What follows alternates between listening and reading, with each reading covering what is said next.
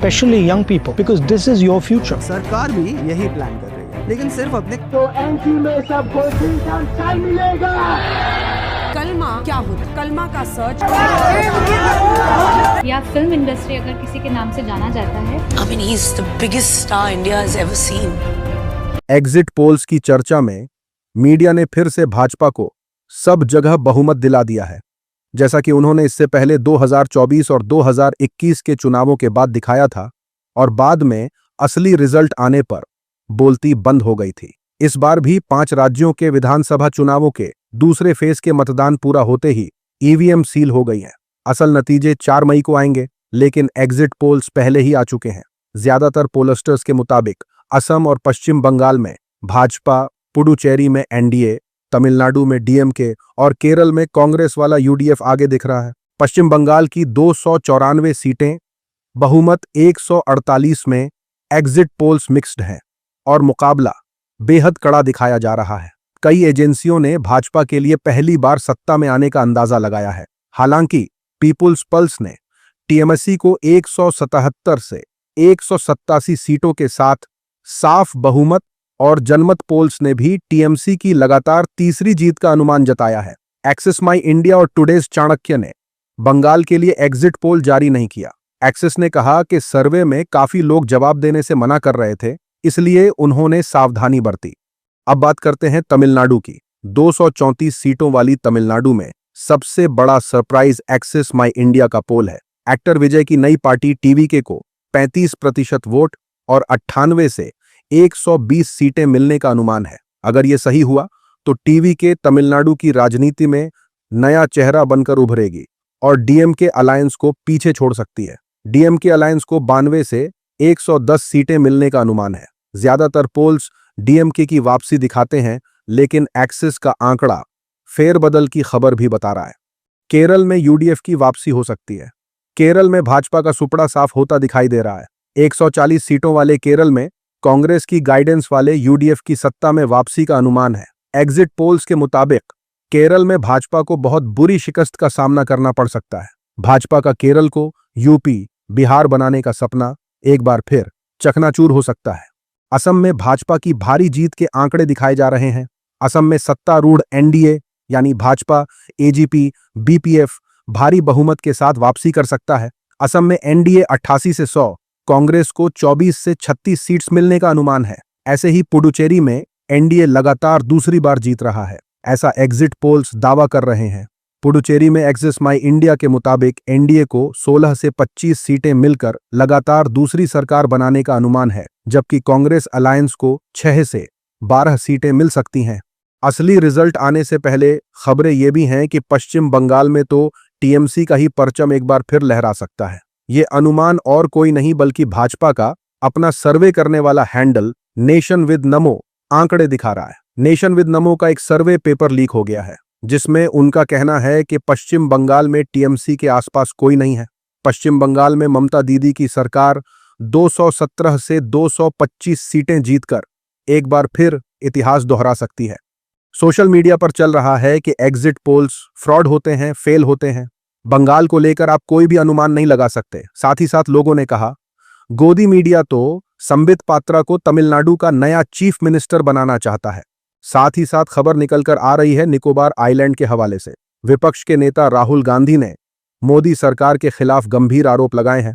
राहुल गांधी के सपोर्ट में यूट्यूबर ध्रुव राठी भी आ गए हैं। राहुल ने कहा कि मोदी सरकार अपने दोस्त अडानी का बिजनेस बड़ा करने के चक्कर में निकोबार आइलैंड के पीछे लगे हैं। सालों से मौजूद खूबसूरत जंगल और उनमें रहने वाले लाखों करोड़ों जीव जंतुओं की जिंदगी दांव पर लगी है। राहुल गांधी ने कहा कि ये मेरी जिंदगी के सबसे अनोखे और यूनिक जंगल हैं, जिन्हें मैंने कभी देखा है। यहाँ ऐसे पेड़ हैं जो सदियों पुराने लगते हैं, ऐसे जंगल जो कई पीढ़ियों की मेहनत से बड़े हुए हैं। सरकार इसे प्रोजेक्ट का नाम दे रही है, लेकिन मैंने जो देखा है वो प्रोजेक्ट नहीं है। ये लाखों पेड़ों को कुल्हाड़ी के घाट लगाने का मामला है। ग्रेट निकोबार में जो कुछ किया जा रहा है वो हमारे देश और आदिवासी विरासत के खिलाफ सबसे बड़ा घोटाला और अपराध है। That 160 square kilometers of this forest are being chopped up so that one businessman, Mr. Adani, can fulfill his fantasies. And this needs to be told to the whole nation, especially young people, because this is your future. Stand up comedian Kunal Kamra ने भी इस मामले को उठाया और कहा, ये नाम सुनते ही ऐसा लगता है कि ये कोई एग्जॉटिक वेकेशन डेस्टिनेशन हो। सरकार भी यही प्लान कर रही है, लेकिन सिर्फ अपने कॉर्पोरेट फ्रेंड्स के लिए, कि ये प्रोजेक्ट जनहित में नहीं धनहित में है। सोशल मीडिया पर यूट्यूबर ध्रुव राठी ने राहुल गांधी की बात पर एग्री करते हुए कहा कि अंधभक्त इसे स्ट्रेटेजिक बोलने लगेंगे और बेतहाशा गर्मी को देखकर रोने भी लगेंगे। राहुल गांधी ने बहुत अच्छा काम किया, इस मुद्दे को उठाकर हमें हर हाल में इस जंगल को बचाना होगा। साथ ही साथ लोगों ने कहा, नरेंद्र मोदी ग्रेट निकोबार में 80,000 करोड़ की एक दिखावे वाली योजना जबरदस्ती चला रहे हैं। इसमें 130 वर्ग किलोमीटर से ज्यादा जंगल काटे जाएंगे और करीब 10 लाख पेड़ खत्म होंगे। शोम्पेन और निकोबारी लोगों को भी नजरअंदाज किया जा रहा है। ये क्लाइमेट के खिलाफ एक बड़ा अपराध है। उसी के साथ खबर निकल कर आ रही है अलीगढ़ मुस्लिम यूनिवर्सिटी के हवाले से। आजकल बहुत गर्माई है, सबको ऐसी दूंगा। स्विमिंग पूल भी बनेगा। एनिटी यानी नदीम तरीन हॉल से एएमयू बहुत दूर है। मैं मेट्रो स्टार्ट करूंगा। कपड़े धोने के लिए हॉल के हर फ्लोर पर वॉशिंग मशीन होगा। अगर सेक्रेटरी बना तो एनिटी में सबको 3 टाइम चाय मिलेगा। अयूबा जिंदाबाद, अयूबा जिंदाबाद। अलीगढ़ मुस्लिम यूनिवर्सिटी में पढ़ रहे नाइजीरिया के स्टूडेंट अयूबा का हिंदी में दिया ये स्पीच इंटरनेट मीडिया पर छा गया है। स्टूडेंट्स का चुनाव था और उम्मीदवारों को स्पीच में कुछ भी बोलने की छूट दी गई थी ताकि स्टूडेंट्स का एंटरटेनमेंट हो। सचिव पद के उम्मीदवार अयूबा ने हिंदी में स्पीच देकर चुनाव तो जीता ही, स्टूडेंट्स को हंसा हंसा कर लोटपोट कर दिया। मैं सेक्रेटरी बना तो एनसी में सबको 3 टाइम चाय मिलेगा और स्विमिंग पूल पे बनेगा। एनसी से कॉलेज बहुत दूर है तो ये मैं तो स्टार्ट करूंगा। एएमयू के सभी हॉल में इन दिनों एनुअल फेस्ट चल रहे हैं। एएमयू से करीब 3 किलोमीटर दूर मेडिकल रोड पर मौजूद नदीम तरीन हॉल में 25 अप्रैल को फेस्ट हुआ था। अयूबा के सामने दिक्कत ये थी कि वो हिंदी नहीं जानते थे, लेकिन जब उन्होंने बोलना शुरू किया तो माहौल बना दिया। सोशल मीडिया पर चल रहा है कि अब अफ्रीकन भी समझ गए हैं कि इंडिया में चुनाव कैसे जीता जा सकता है। झूठे वादे और फ्री का लालच दो और जीत आपकी। साथ ही साथ लोगों ने कहा, बधाई हो, देश को दूसरा नरेंद्र मोदी मिल गया है। अब देश चांद पर प्लॉटिंग करेगा और सबको प्रधानमंत्री आवास दिया जाएगा। मोदी जी को चाहिए कि इसे जल्द से जल्द भाजपा में शामिल करके इसकी काबिलियत का फायदा देश को दिया जाए। खबर है एंकर चित्रा त्रिपाठी के हवाले से। चित्रा त्रिपाठी जिस तरह झूठी पत्रकारिता करती हैं, अब उनकी डॉक्टरेट डिग्री पर भी सवाल उठ रहे हैं। चित्रा त्रिपाठी ने मध्य प्रदेश के छतरपुर में श्री कृष्णा यूनिवर्सिटी से जर्नलिज्म और मास कम्युनिकेशन में पीएचडी की डिग्री ली है। यही वो यूनिवर्सिटी है जहां 67 मार्कशीट और डिग्रियां फर्जी पाई गई थीं और इस मामले में एसआईटी जांच भी हुई थी। अब सवाल उठ रहा है कि क्या चित्रा त्रिपाठी ने भी फर्जी डिग्री खरीदी है। बहुत से लोगों ने यह सवाल सोशल मीडिया पर तेज कर दिया है। सोशल मीडिया पर चल रहा है कि ये मोहतरमा हर वक्त सरकार की तारीफ में कसीदे पढ़ती दिखती हैं। इनको इतनी बड़ी डिग्री इतनी आसानी से कैसे मिल गई? ये तो सच में जांच का मामला है। साथ ही साथ लोगों ने कहा, जब यूनिवर्सिटी पर ही जांच बैठी हुई है तो डिग्री कहां से असली होगी? सोचने वाली बात है। साथ ही साथ देखिए किस तरीके से मीडिया एंकर इस्लाम के खिलाफ नफरती नैरेटिव चला रहे हैं। मुंबई के मीरा भाईंदर से एक मामला सामने आया। आरोप है कि 31 साल के जुबैर अंसारी ने 2 सिक्योरिटी गार्ड्स से उनके नाम और धर्म पूछा, फिर कलमा पढ़ने को कहा। मना करने पर चाकू से हमला कर दिया। इस घटना को लेकर देश के हर तबके ने सख्त मजम्मत की है।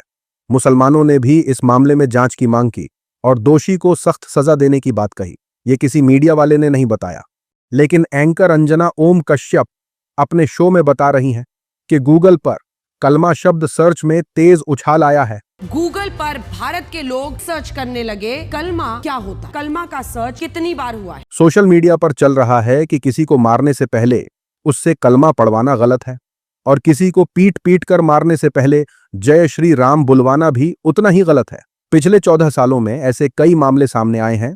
अखलाक 2015, पहलू खान 2017, अलीमुद्दीन अंसारी 2017, जुनैद खान 2017, कासिम 2018, रकबर खान 2018, तबरेज अंसारी 2019, गफ्फार अहमद 2020, आसिफ खान 2021, इंदौर हमला मामला 2021, खरगोन सांप्रदायिक हिंसा 2022 और लिस्ट लंबी है। धर्म के नाम पर मर्डर, नारों के नाम पर हिंसा, ये आस्था नहीं, इंसानियत की हार है। राम का नाम भक्ति का भाव जगाना चाहिए, डर नहीं। सवाल सिर्फ इतना है, आपके चैनल ने इस पर कितने प्राइम टाइम शो किए हैं? साथ ही साथ लोगों ने कहा, इस्लाम में किसी को भी जबरदस्ती कलमा पढ़वाना मना है। जो ऐसा करता है वो गलत करता है। लेकिन हर दूसरे दिन खबर आती है कि जय श्री राम के नारे जबरदस्ती लगवाए जा रहे हैं। इस पर आप वीडियो क्यों नहीं बनाते? इस्लाम का नाम आते ही अचानक इतना जोश कहां से आ जाता है? उसी के साथ देखिए, आईटी सेल मुसलमानों के खिलाफ क्या चला रहा है। एक महिला जो खुद को वकील बताती हैं ने एक फोटो सोशल मीडिया पर पोस्ट की। फोटो में एक छोटी सी बच्ची करीब 4 से 6 साल की सुंदर सफेद लाल कपड़ों में फूलों की माला पहने हुए एक मौलवी साहब के सामने बैठी हुई दिख रही थी। पीछे उसकी तरफ एक आदमी हाथ रखे खड़ा था। उन्होंने कैप्शन में लिखा कि ये 6 साल की मासूम बच्ची का निकाह यानी शादी हो रही है।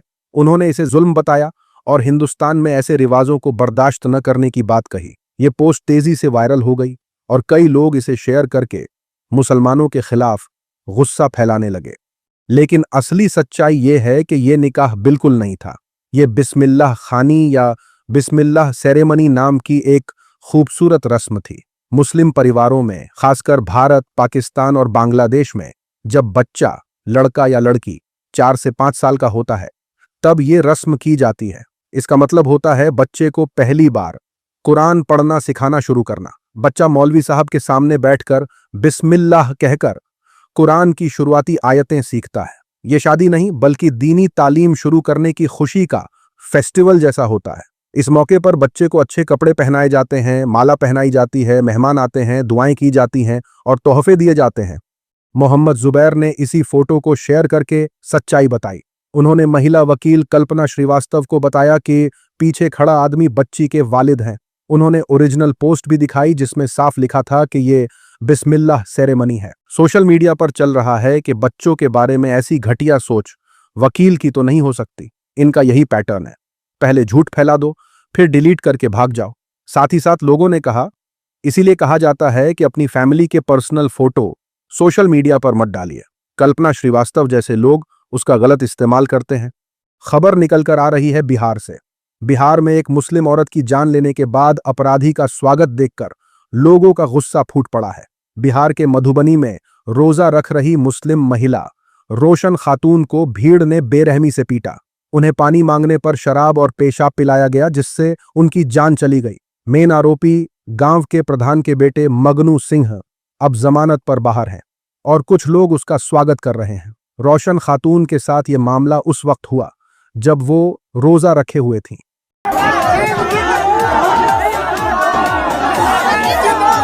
सोशल मीडिया पर चल रहा है कि जिन्हें फांसी की सजा होनी चाहिए थी उनका फूल मालाओं से स्वागत किया जा रहा है। बेहद शर्मनाक है। साथ ही साथ लोगों ने कहा, जायनिस्ट हों या अंधभक्त, मुस्लिमों से नफरत के मामले में इनमें कोई फर्क नहीं है, बल्कि ये लोग मौके तलाशते रहते हैं। ये खबर देखिए, बॉलीवुड की जानी मानी सिंगर श्रेया घोषाल ने शाहरुख खान को लेकर अपना एक्सपीरियंस शेयर किया। ये सुनकर अंधभक्त रोने लगे, कहने लगे कि इसे भी बॉलीवुड में काम चाहिए, इसलिए एसआरके का पीआर कर रही है। श्रेया घोषाल ने बॉलीवुड हंगामा से बातचीत में खुलासा किया कि हमारा बॉलीवुड और फिल्म इंडस्ट्री दुनिया भर में 2 बड़े नामों से जानी जाती है, अमिताभ बच्चन और शाहरुख खान। हमारा बॉलीवुड या फिल्म इंडस्ट्री अगर किसी के नाम से जाना जाता है, अमिताभ बच्चन एंड शाहरुख खान। मैं दुनिया में कहीं भी जाऊं, अलग अलग देशों के लोग भारत को तुरंत शाहरुख खान से जोड़ते हैं। दुनिया के किसी देश में जब मैं जाती हूं और उन्हें पता लगता है कि मैं इंडिया से हूं, तो उनकी जुबान से फौरन एक ही नाम निकलता है, शाहरुख खान। वो उनकी मूवी का गाना गुनगुनाने लगते हैं। ये हमारे लिए बहुत फख्र की बात है कि उन्होंने भारत को इतनी बड़ी पहचान दिलाई है। वो हमारे देश का बहुत बड़ा नाम, पहचान बन चुके हैं और सच में भारत को दुनिया के मंच पर ले गए हैं।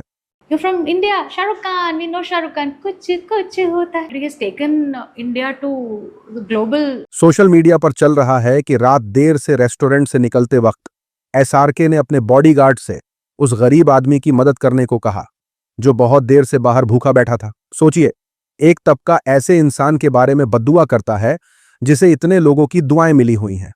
साथ ही साथ एक्ट्रेस करीना कपूर ने कहा, SRK अलग ही तरीके से काम करते हैं। वो सेट पर सिर्फ अपने किरदार पर नहीं बल्कि हर एक किरदार पर ध्यान देते हैं। उनकी सोच और नजरिया 20 साल आगे का है। वो सिनेमा के बदलते रूप और VFX के बढ़ने को पहले ही समझ लेते हैं। शाहरुख खान भारत के अब तक के सबसे बड़े स्टार हैं। I mean, he's the biggest star India has ever seen. आज की वीडियो में इतना ही। अपनी राय सुझाव कमेंट में जरूर बताएं। मिलूंगा आप सभी से अगले वीडियो में। तब तक के लिए अपना ख्याल रखें।